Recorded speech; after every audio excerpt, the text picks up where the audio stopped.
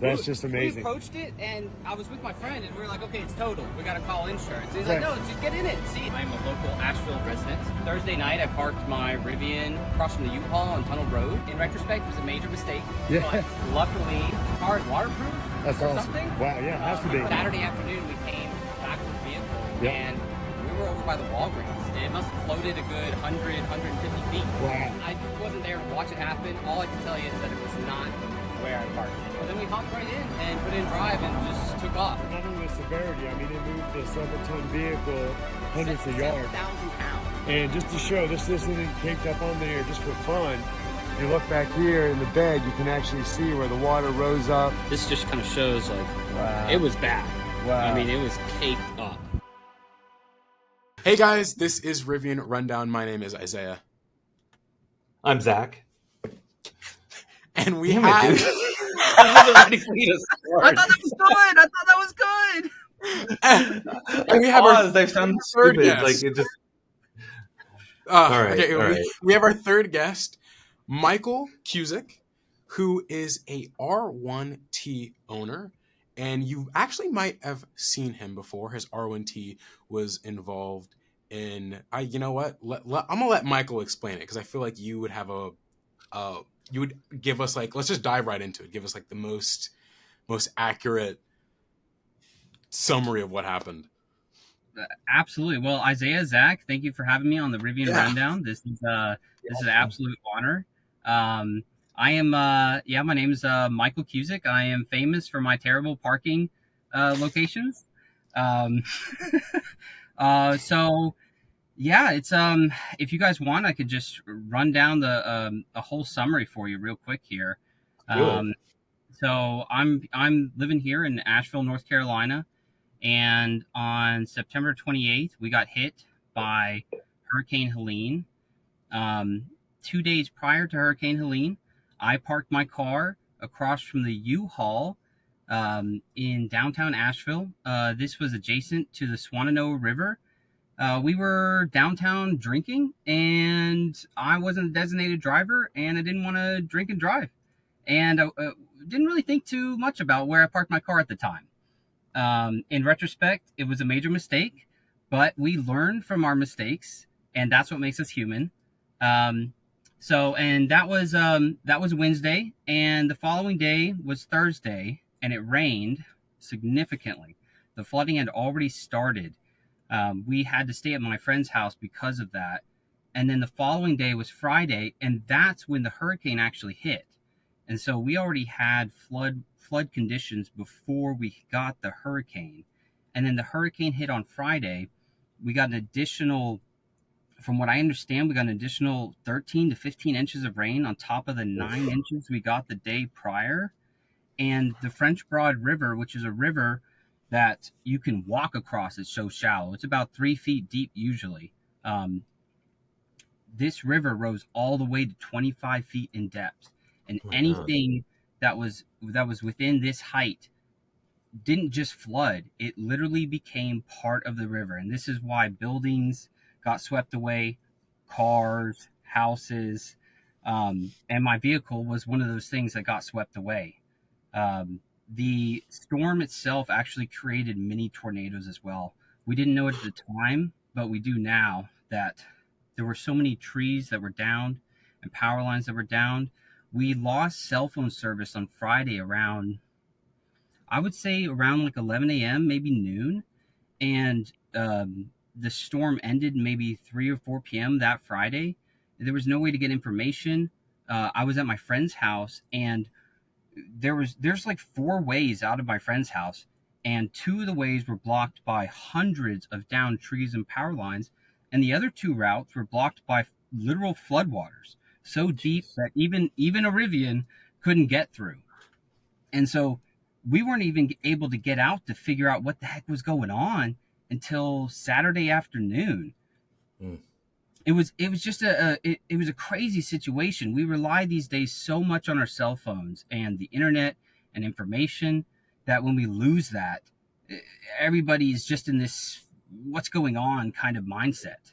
And then Sunday morning, finally make it down to tunnel road where I parked my vehicle, and we ran into a police officer who was guarding the road because the road was closed because of all the destruction. The water had finally receded enough so that the road was no longer underwater. And I told him, because my friend, by the way, we still didn't have cell phone service at this point. My friend had Starlink, and he had an F-150, just like an ICE vehicle. He had Starlink in his F-150, and so I had internet, and I was able to see the location of the Rivian on my phone. But I'm sure you guys know is that the location's sort of like, it like takes you to Google Maps and just puts like a dot. It's not like super accurate.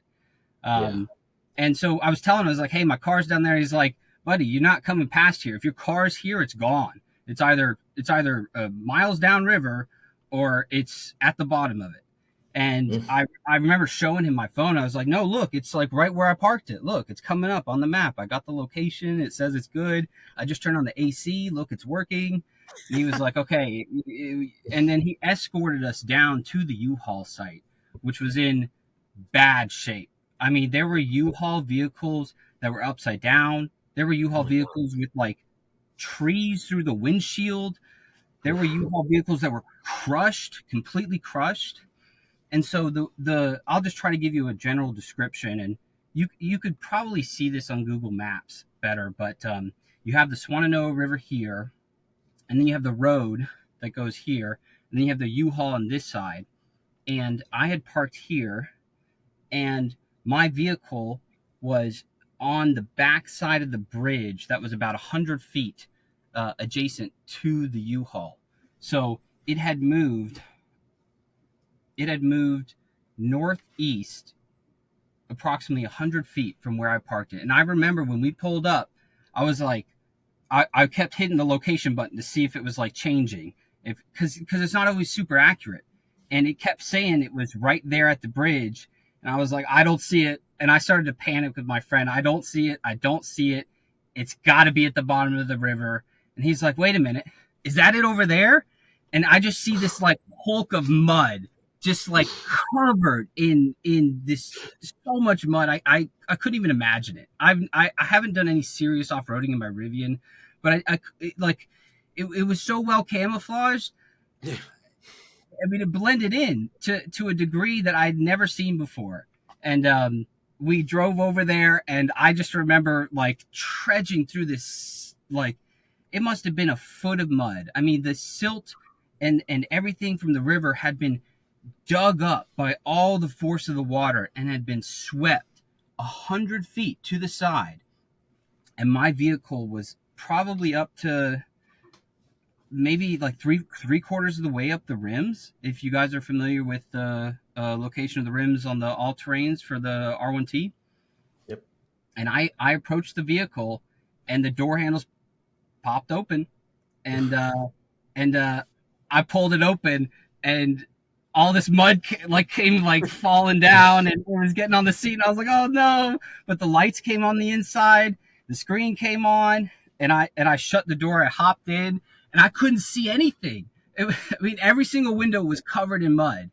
And so I remember I put on the windshield wipers, and it was just, and they were struggling so badly to try to get all this mud out of the way. Oh my gosh. And I very quickly ran out of windshield wiper fluid, very, very quickly. But I remember spending a little bit of time, like my friend had a towel, we were trying to wipe it off because a lot of this mud was still super wet. And put the car in reverse, and nothing really happened. And I put it in drive, and nothing really happened. And so I went in, and I turned off the traction control and put it back in drive, and I started to spin. And then I put it in reverse and drive and reverse and drive. And then I got it out, and I turned, and I got it back on the road. And we drove that sucker right out of there. It was crazy. Oh, man, that's insane. Yeah. And and that's and then I drove it up. I drove it back to his house. Like, we cleaned off the back window and the front window pretty good, so I could actually start driving it around. And we later that day, it had rained a little bit, which helped clean off some of the vehicle a little bit more as well. And then I drove up on top of the bridge that was maybe like 2 or 3 miles down from where the U-Haul was. And that's where the man who took the video of me that probably you guys have seen that went viral was taken. So That's insane. That is, I can't even imagine like finding my truck looking like a pile of mud.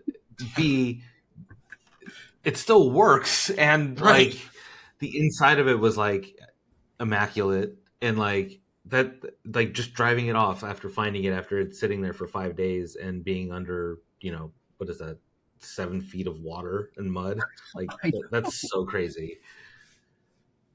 I sometimes I still like one of the wildest things is that everybody asks me like, what happened, and because there's no gear guard footage, thanks Gary, I figured I'd throw that in there.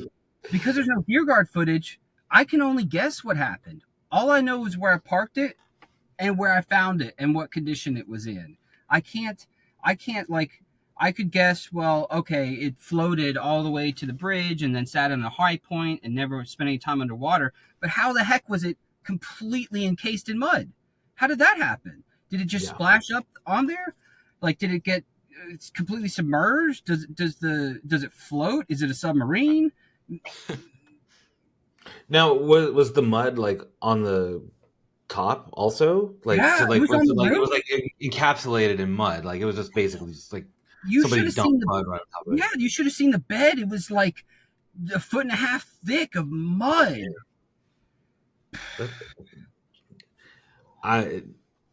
Wow. I think it really speaks that's to, insane. I think it really speaks to how well they have waterproofed the R1. And even if it wasn't, even if the car wasn't like fully submerged, up to the roof line, I think most cars, if it were to even get past, 3/4 of the tire, you're submerging the entire battery. You have the entire engine bay submerged. And to survive something like that, I think is like absolutely insane. And how many feet, again, or how many meters did it travel from where you parked it to where you found it? Do you know? So I in the end, because I continue to like give people rough estimates, I used like a distance calculator on Google Maps to figure out like the exact distance, and it came up to 89 feet. So that's probably plus or minus 10 feet there. Yeah. I mean, that's still insane. Like, and the process after that. Now that you have your R1T, right? Everyone's taking pictures, videos. You're reporting how your R1T survived, in a hurricane, right? And we've seen a lot of the devastating images and videos that have come out of North Carolina, specifically from Helene. And I mean, what was the aftermath of that? After finding your truck. Well, I did tell you guys that I went up on that bridge, and actually the first people who interviewed me was WRAL, and they're out of Raleigh, North Carolina, and they interviewed me, and then this other man from, I guess he's got a TikTok, and I think that's how this video went viral, interviewed me.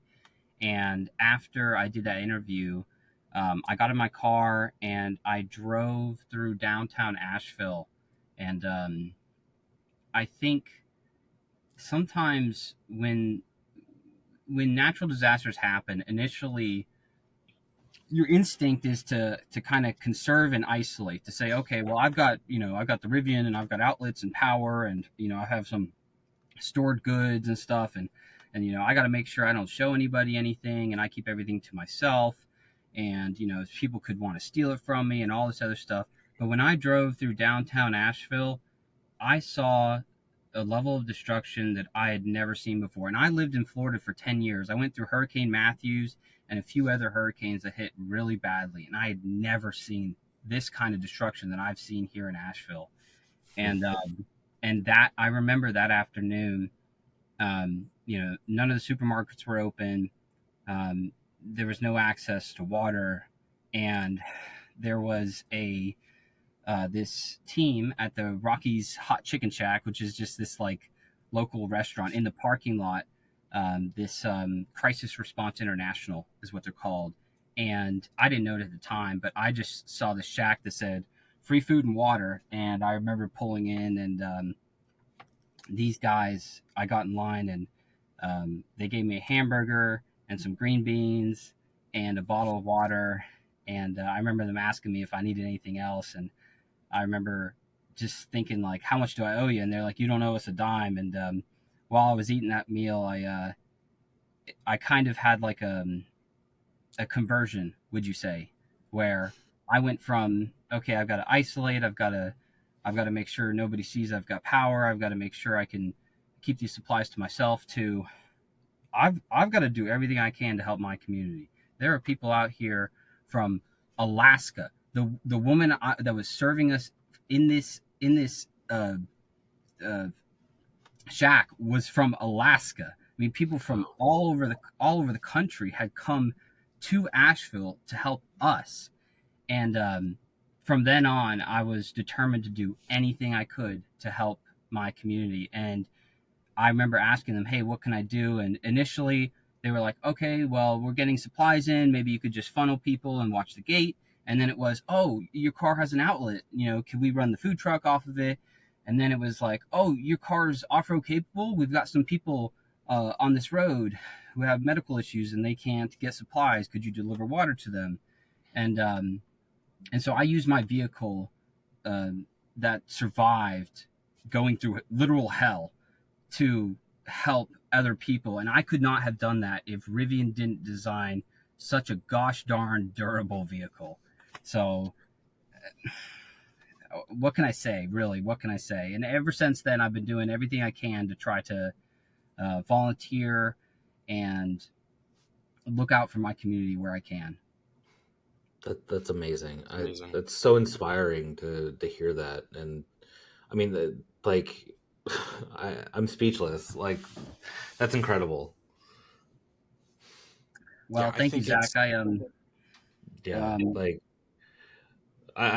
when I lived in Nashville for 10 years. We were talking about that before we started recording, and I was there in 2020, and like the week before everything shut down for COVID, a huge tornado went through basically downtown Nashville, and seeing the destruction from that pales in comparison to like the images and everything that I saw coming out of Asheville after this hurricane. So like I saw how like my community there came together, and then hearing your story and imagining like I would probably like want to do the same thing if I was in that situation and I had my Rivian in 2020, if they existed and things like that. Like I'm just like that. It's so crazy, and it's so awesome. And the fact that days prior your truck was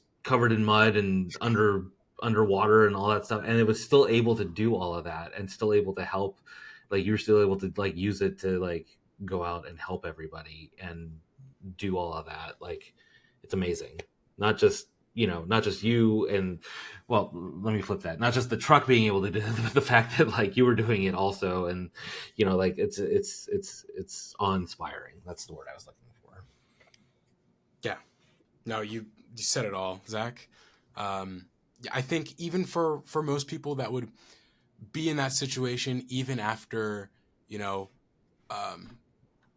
seeing a community come together, they would still want to be, I want to say selfish in a sense, but it's almost a defensive mechanism, right? You want to make sure that you are okay first.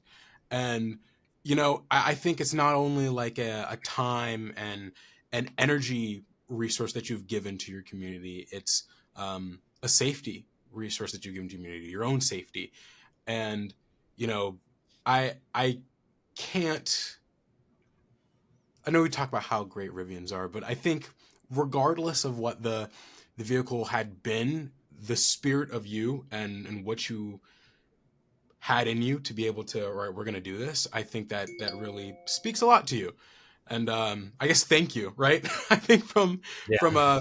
someone who's, I mean, Helene came straight through Tallahassee. I actually kind of went more to the sides, and so we narrowly missed it. But still, I see a lot of the damage that it has caused, and I know that just as an American, I can be like that. Thank you. Like it's amazing, man.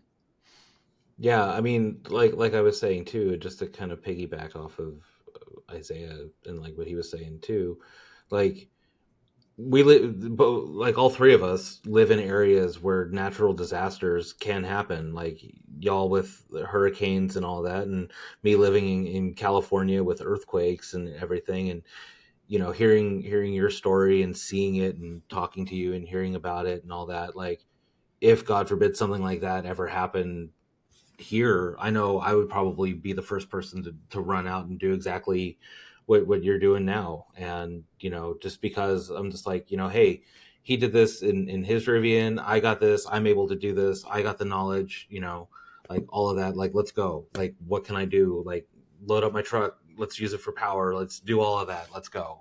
So I hope that everybody listening and watching, like, if it inspires you as well, like, let us know in the comments. I hate to be cheesy, but like, for real, like, let us know, like, what you think and what you would think you would do in that situation. Because I know that countless number of people in our community, not just Rivian community, but like the EV community as well, that have vehicles that are capable, would probably do the same thing in that situation. And you were the first one to do it, and it's just awesome. Well, thank you guys. You guys are gonna have me crying over here. Gosh, it's been 47, almost 48 days now since the hurricane, and we have such a long way to go on the recovery process. And I think it hit me so hard when no one was prepared for this. No one. I mean, even I wasn't prepared. I was like, oh, I'll park my car by the river. We're going drinking. What's the big deal? It's not like it's going to be the flood of the millennium or something. And, lo and behold. Behold. And I just feel, I mean, I couldn't have done any of this if my vehicle hadn't survived. Literally, I couldn't have done any of this. And, my friends, I might have been able to help them, and then they would have been able to help, and people could have dropped me off places, but I would not have been able to make the same kind of positive impact that I had and have been able to have in my community without the Rivian. And I don't know if you guys want to dive into the Rivian response. I was gonna say, like, Yeah. let's talk about the aftermath, if you will, and kind of go from there. So how long was it before, I guess, I don't remember exactly because my brain is not functioning at the moment. Had you contact Rivian, or did Rivian reach out to you? Because I remember there was like a whole big community push saying that, like, at least Wasim needed to like reach out to you and, like, get something going with Rivian and all that. So, like, how did that work? Well, I remember. So you got to remember, for at least 3 days afterwards, maybe it was more like 4, there was no service at all. No cell phone service, no internet unless you had Starlink. And I didn't spend that much time with my friend who had Starlink after I recovered my vehicle. And I was able to, there was a hotel that had Starlink that I was able to go to like once a day, and for like a lunch time period. And I was able to post some pictures. I posted some pictures on Reddit, if I remember correctly. And then some people on X, I was telling them what was going on in the Rivian community. I forget his name, Chris. Yeah. Hilbert. Yes.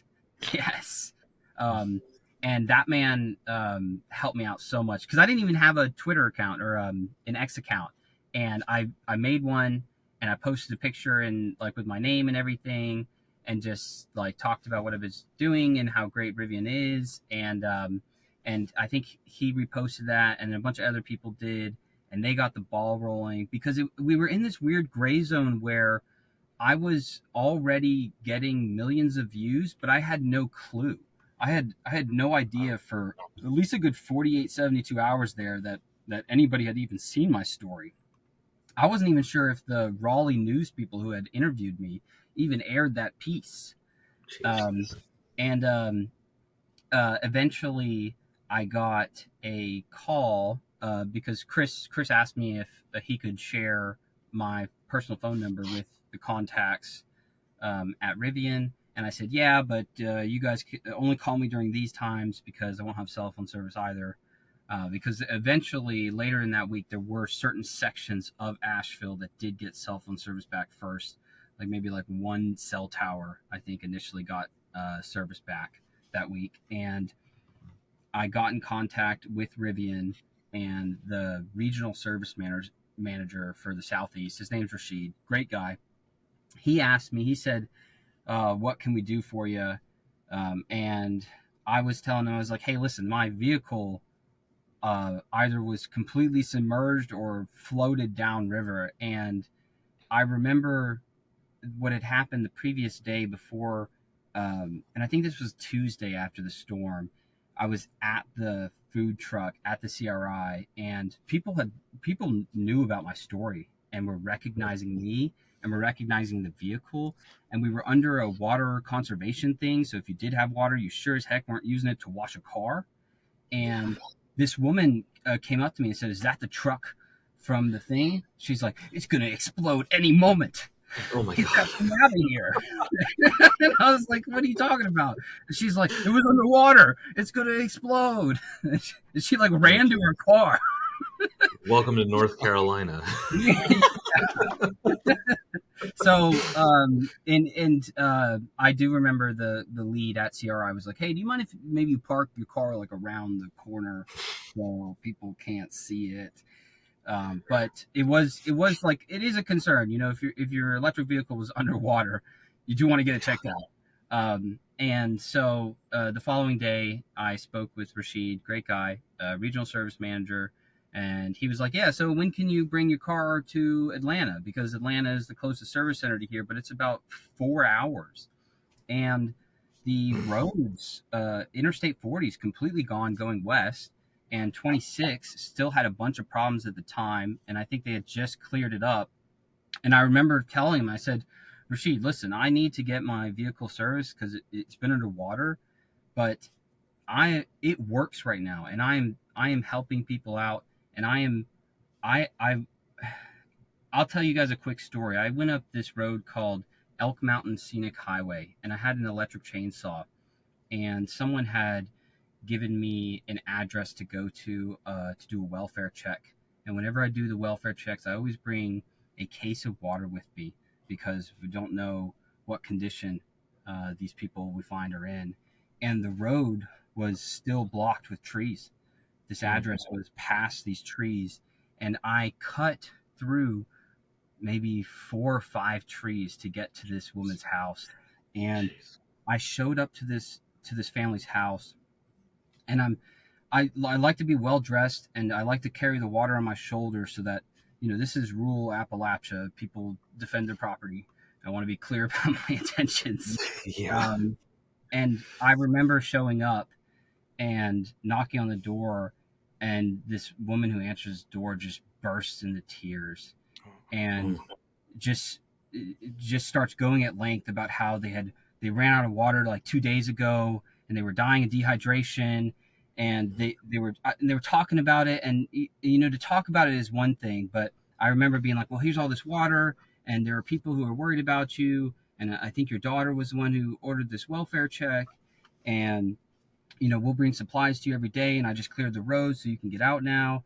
And her kids took one of the water bottles and chugged the whole thing and then threw it up right in front of my face. Oh, man. And it's, you know, it's one thing to say, okay, we're dehydrated, but it's another thing to see it firsthand. And that hit hard. That made me realize that what I was doing was more important than making sure that my vehicle battery was in the best of condition. And so when I spoke to Rashid, I remember saying, "Hey, listen, I need to get the car checked out, but I'm not driving to Atlanta, Georgia. I'm needed here. I'm literally needed here. People's lives are depending on it." And Yeah. Rashid said, "No problem. We are here to help." And I think it was a Friday, and the following Monday, he sent the loaner that I'm in right now, quad motor with the all-terrain package. Thank the Lord for that. All the way up to Asheville, and then picked mine up, and they trailered it all the way back to Atlanta. And so they're working on it, and they literally gave me a more capable vehicle, because there were some times where with the dual motor, which is the one I had a dual motor max pack, it did great, but there were some times where the road was gone, literally gone, and I had to get like a head start and like to get up like a foot section of where the road was missing to get up and over to get to someone and do a welfare check or to clear a road. And this quad motor that they gave me is actually more capable than my dual motor. So yeah, it's amazing. God, I just it's so unbelievable. Like I'm sitting here like trying to imagine all of this, and I'm just like, oh my God. But then like the nerd in me is like, he's doing all this in a Rivian. Like, this is fantastic. I'm curious. So how did you charge? Like, what was the daily, having to get your vehicle back to a percentage that it can do, your daily runarounds? Well, Isaiah, that's a great question, because we lost power like everywhere for the first couple of days. I mean, there was nothing. And so I remember initially, I'm part of this Blue Ridge EV club, and a portion of the club has like this trailer that's got a Tesla Powerwall and solar panels. And at one point I was able to charge there initially. And then maybe like 3 or 4 days after the storm hit, the Biltmore Park Tesla supercharger opened, and I had an adapter, and I was able to charge at the supercharger. Nice. And I remember too, because to get into the Biltmore Park supercharger, you got to drive around a gas station, and the lines for the gas station here in Asheville for the first week afterwards were so bad that people were running out of gas in line to the gas station. And I do remember running into somebody, and they were asking me like, "Gosh, I wouldn't want to have an electric vehicle in this event." And I was like, "I wouldn't want to have a gas vehicle. What are you talking about?" Like, buddy, I'm going to charge my car. I don't know what you're doing. Yeah. Oh, like I was charging my truck off a trailer with solar panels, and you're waiting in line for gas. Like, come on, man. yeah. So, and there were some level 2 chargers as well I relied on. And then I think by like day 7, most areas had, most of the metropolitan sections that weren't literally gone had power back. And so there were level 2 chargers, and the one supercharger in the Biltmore Park area was open. The Sam's Club is the only CCS charger, and I think that wasn't open until week 2. But you know how Electrify America is. It's yeah. Surprised they even came tell us. Now, let me ask you this, because we were talking about the lines at the gas station. Did you encounter any like long lines, or were like the supercharger and or the Electrify America charger were they like super busy, or like were you the only car there charging? The supercharger, I didn't encounter any lines at all. In fact, I ran into quite a few other Rivian owners and a couple Lightning owners, and I remember because they enacted a curfew. I guess they were trying to prevent looting because of the level of the disaster that was going on. And there was still no cell phone service. So it's like there was a curfew, but how were you supposed to know? And the curfew started at 7:30, and I had like finished charging at 7, but these guys in an R1S pulled up, quad motor, and they weren't familiar enough with the charging infrastructure to know that they wouldn't be able to charge without an adapter. And I remember like seeing their face, like, and how like they were, you know, they had kids in the car, and they were like, the wife was starting to panic, and I was like, hey guys, no, listen, use my adapter. I'll hang out here for a while. And so I hung out for like a good 45 minutes for those guys. And it was like 7:45, 8 o'clock. And then another R1T rolled up, and I did the same thing for him and his family. Awesome. And it was like 8:30. And then a police F-150 rolled in the parking lot and said, hey, what are you guys doing? You better get out of here. You know, the curfew's in effect. And I'm like, I'm so sorry, dude. Like, Yeah. how would we even know? There's no Exactly. service.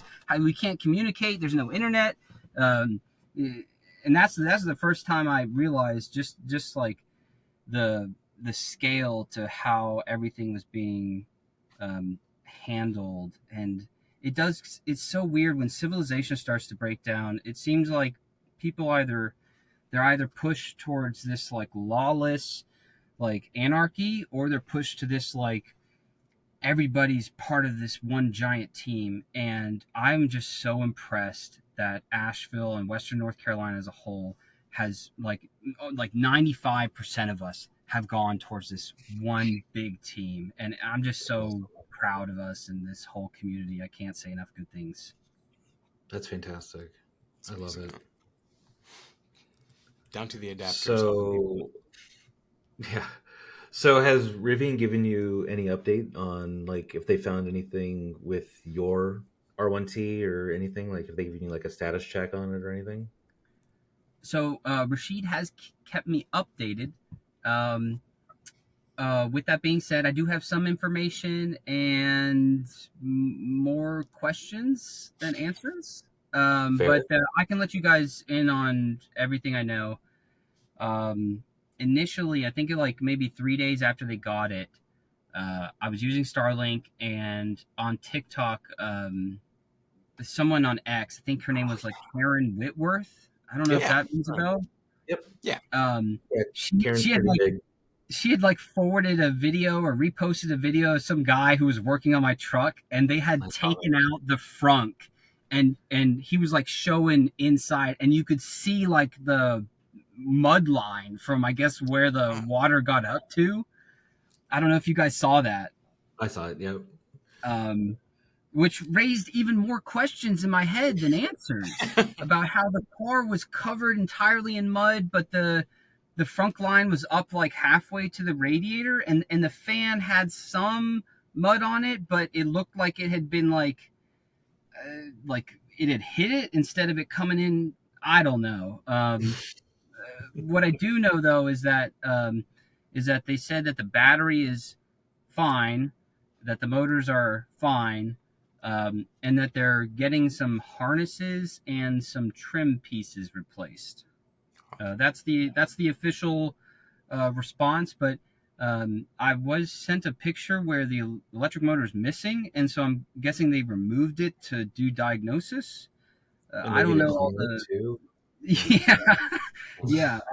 I don't know all like the ins and outs about that, and I'm still kind of concerned about the the literally the paint job was like French Broad River brown. So I don't know if there's a bunch of scratches or dents underneath all that, or how it looks. I have been sent some exterior pictures, but they've come through in like 240p. So no real confirmation. I was told I'm going to get an update here before Thanksgiving. So Isaiah, there's a chance that I may get my car before you get yours. Oh, let's see. Let's see who gets their truck first. Oh man. That's a good competition. We should see who gets their truck back first. Yeah. I'm glad you mentioned like the body, how much dirt was over it and not being able to see, right? What was affected to the body. Do you have, did you clean it at all? Is my question. So after, right, getting the windshield, right, clear so you can see, were you ever able to get like most of the dirt off where the truck is like almost somewhat looking normal? If that makes sense. Right, recognizable as a truck. Yeah. Well, you can see the color. You can see the color again. It's a great question, Isaiah. Of course, we had the water conservation thing going on where we had to be, no water in the grass. Car washes weren't open, and you're not supposed to be washing your car either.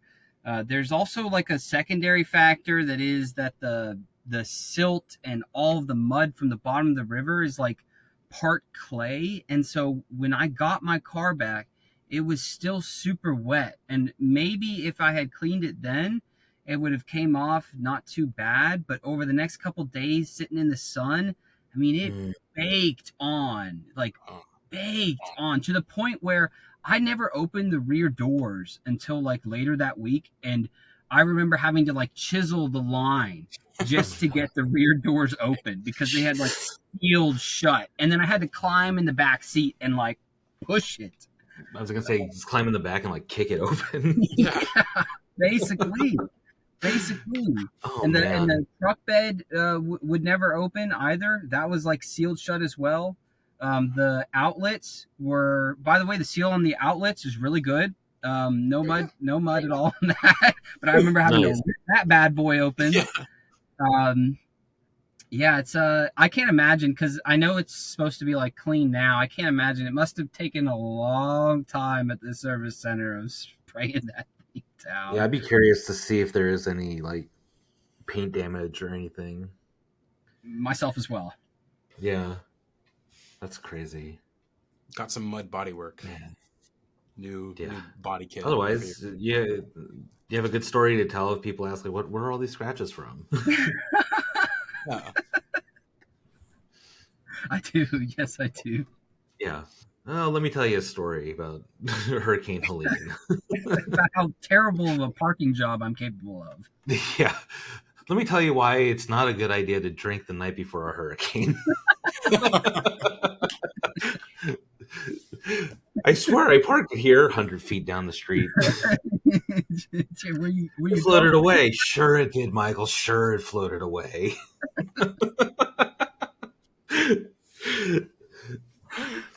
Oh, man. All right, so let me ask you this, bringing it back a little bit. Are you still doing like all the work with CRI and all that, or like what are you up to? Now?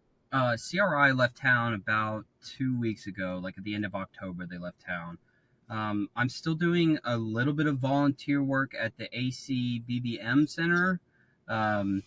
This is like in Arden, North Carolina, which is like 10 minutes southwest of Asheville. But they just stopped doing volunteer work as well. We've got 3 types of sites here. We've got the federal sites, like the FEMA sites.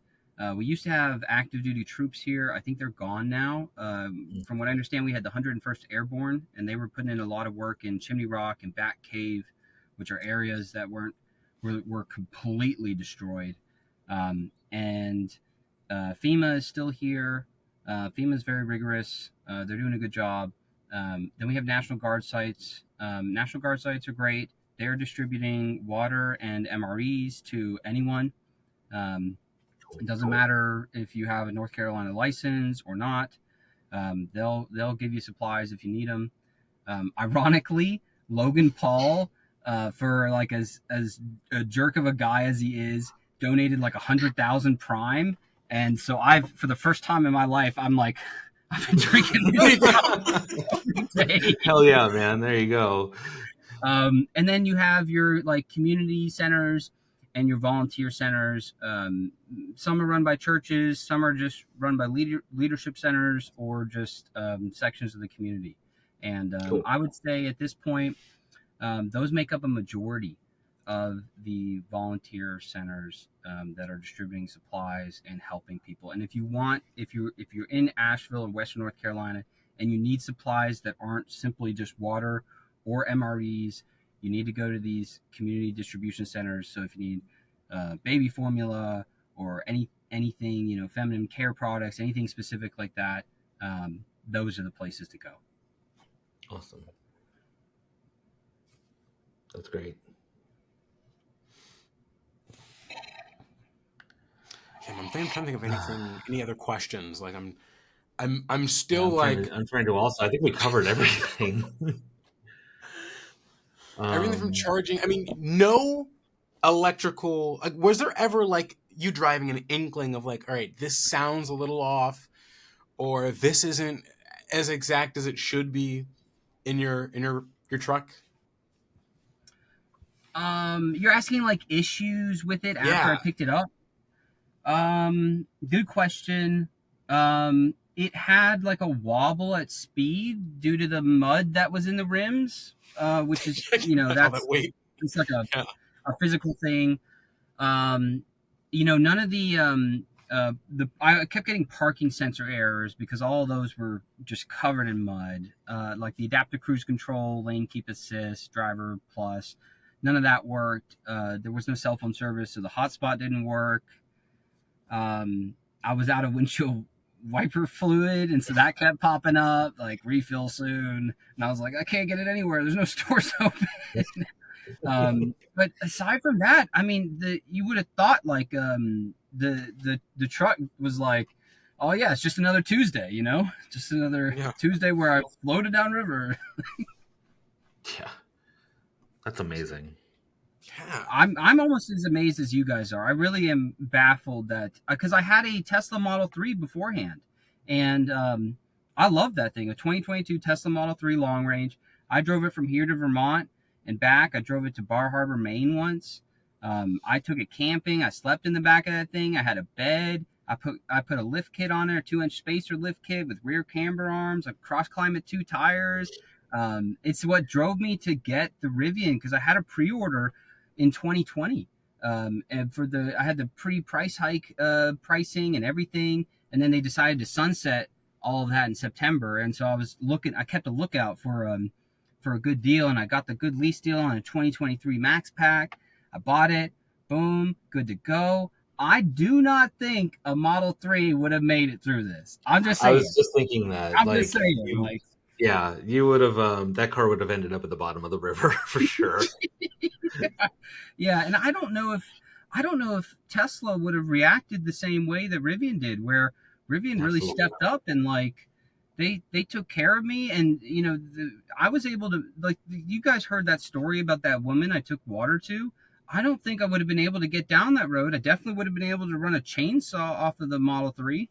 Like there's things that this vehicle has allowed me to do that one just would not have. And I did an interview with Business Insider like early October, and I remember I told them pretty much all the things I just told you guys, and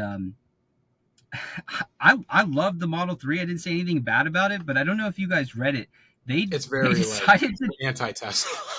Yeah, they decided to title it like ex-Tesla owner. Ex-Tesla owner, yeah. I saw that. I'll shares why his experience with the Rivian R1T during Hurricane Helene made him a total convert. And like, am I a convert?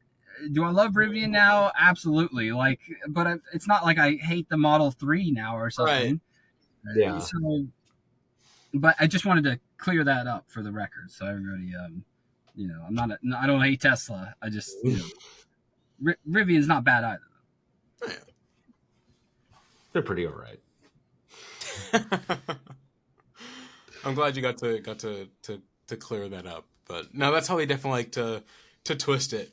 It's just that was like the best, like the best example of how the media twists everything or can twist everything that people say. Like that was just, I saw that. I'm like, really? Like, I don't think that this is right. That's not even what I said, but I think the robo-taxi event was going on, and so they were trying to, like, they released the article like on the same day or something, and I thought that was really cool. By the way, I didn't get to go to that, but I don't know if it was pretty awesome.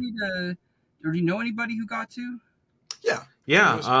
That actually could kind of lead into like another story. So I'm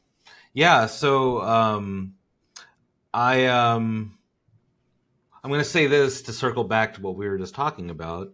I am now the proud owner of a Starlink Gen 3 standard dish, which is kind of awesome. Thank you to the guys on the Turn Down for Watt podcast. They after the Arctic Cyber Trek adventure with Bearded Tesla and Teslatino, where they took their Cyber trucks up to the northernmost point in North America. powered by Starlink, apparently, because Justin Bearded Tesla would always and I forgot the guy's name. Teslatino would also like live stream their drives and had Starlink dishes mounted on their dashboards. Gave away a Starlink dish, and speaking of the Robotaxi event, they did the contest or announced the winner of the contest that night, and just for fun, because I'm a listener of the podcast and I'm really good friends with Chris Bow. He lives up here in the Bay Area. He's part of the Ford F-150 Lightning Owners Club here in the Bay Area. And so I'm like, I'm just going to enter this just to kind of give them more people to, show my support for the podcast, like the whole thing. So Bearded Tesla was live streaming the Robotaxi event that took place a few weeks ago in LA on the Warner Brothers lot, and decided to do the giveaway for the Starlink dish, and totally legitimately, my name randomly was chosen to win the dish. So to circle back to what you asked, yes, I knew people that were there. Nice. Yeah. So actually, let me not be on camera for a second. Let's see it. Yeah, I still have it in the box. Here it is. And then turn down for what podcast. Let me block that because that's got everybody's addresses on it. But yeah, it's a Gen 3. It's brand new. Like I'm yelling like I don't have my microphone attached to me. Gen 3, brand new in the box, and I'm gonna on my YouTube channel, my personal one, Wild Wattage, down here somewhere, over here, I don't know. I'll do an unboxing and then just try to show off some cool stuff that I'm going to try to do with it. So there's a whole subreddit for people that hack Starlink dishes, so I might break into that. But yeah, link in the description. So as well, Michael's, all of his information, social media, link in the description. Michael, give us your referral as well. I'll put that in the description so that for everyone. Of course, Zach and me, all of our social medias will be down there as well. Yep. Hey, Isaiah. Yeah. I have a question. I was wondering if I could mention one more thing, but just about like the situation here in Asheville. Yeah. Go for it. I wasn't ending. I was just like, no. He was talking about the links, so I was like, I'll be in the description. Because I know that there is big stuff going on. VW did all this stuff, and Scout has released vehicles that are like direct competitors / copies of Rivians, and all this stuff's going on that we got to talk about. But I did want to say one other thing. During this disaster, one of the biggest problems, and we're still dealing with it right now, is that everybody lost water initially, and part of the reason is because the main water treatment plants, some of them just got obliterated and were wiped off the map. And other sections where that main water lines, like these huge 36-inch diameter water lines, got destroyed in certain sections. And Asheville has been doing their best to try to get water to people. In certain areas, there were people without water up until the end of October. For an entire month, people were, if you can't flush a toilet for a month, let me tell you, it's not a good scenario. And at I was lucky enough to have friends who have access to water. Everybody's still under a boil water advisory, and the reason is because right now we are sourcing water from a lake, and so the water turbidity is still very brown. They're improving it. They just brought in this giant curtain to like filter out a lot of the sediment. Wow. But it's still, you don't want to drink it. And in some sections, it's not just a boil water advisory. They have a do not drink. And so people are still surviving off of bottled water. Earlier in this month, people, because they still didn't have water, and I knew friends who didn't have water. There were people who had giant trucks, semi trucks, and and some of them were associated with FEMA, and some of them were associated with just volunteer groups, and they'd come in with these like 18 shower units, and they would park them at the Sam's Club or the Walmart. And so people were able, if they were able to leave their home, they were able to come and take showers, which if you go a week without a shower, man, that's, when you finally get one, that's a huge morale booster. And it came to my mind that there are some people who can't leave their homes either for medical reasons or for other reasons that still didn't have water.